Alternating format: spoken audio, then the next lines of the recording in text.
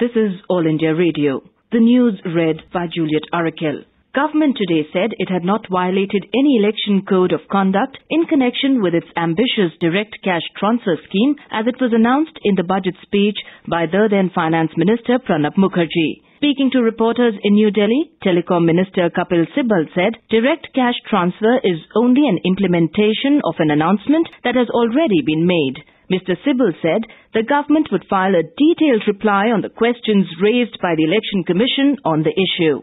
The Commission had yesterday conveyed its unhappiness to the government over announcement of its direct cash transfer scheme when the model code was in force in poll-bound Gujarat. Both the Houses of Parliament were adjourned for the day today as a mark of respect to former Prime Minister I.K. Gujral, who passed away on Friday. Making an obituary reference in the Rajya Sabha, Chairman Muhammad Hamid Ansari said, in the passing away of Mr. Gujral, the country has lost a veteran freedom fighter, a great statesman, an able administrator, an erudite scholar, and a distinguished parliamentarian. The chairman said Mr. Gujral was a member of the Rajya Sabha for 3 terms and was the leader of the House twice.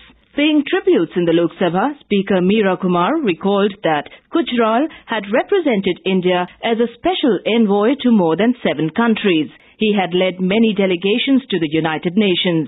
Members in both the houses stood in silence as a mark of respect in memory of the departed leader. Mr. Gujral had served as Union Minister for External Affairs and for Water Resources. Earlier, he was Minister of State for Information and Broadcasting and Communications. Mr. Gujral was Prime Minister from April 1997 to March 1998. Both the houses also made a reference to the Bhopal gas tragedy, which took place on this day 28 years ago. Parliamentary Affairs Minister Kamal Nath has said the government is committed to the Constitution Amendment Bill on promotions for scheduled caste and scheduled tribes in government jobs. Talking to reporters outside Parliament today, Mr. Nath said the Constitution Amendment Bill is pending before the Rajya Sabha. Mr. Nath appealed to all political parties to keep politics away from the debate on foreign direct investment (FDI). BSP today indicated that it will support the government in Parliament on the issue of FDI, saying the fact that the centre has not thrust the policy on states and the aim of keeping communal forces at bay will determine its stand.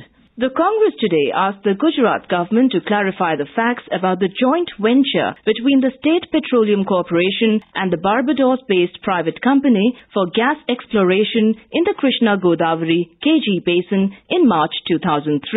Talking to reporters in New Delhi, Congress leader and Information and Broadcasting Minister Manish Tiwari posed several questions to the Gujarat Chief Minister, quoting a report by a periodical saying that people of Gujarat have the right to know the facts. The Congress leader said a proper response needs to be given by the Chief Minister as he continues to be in the position in the BJP-ruled state since 2003 till date.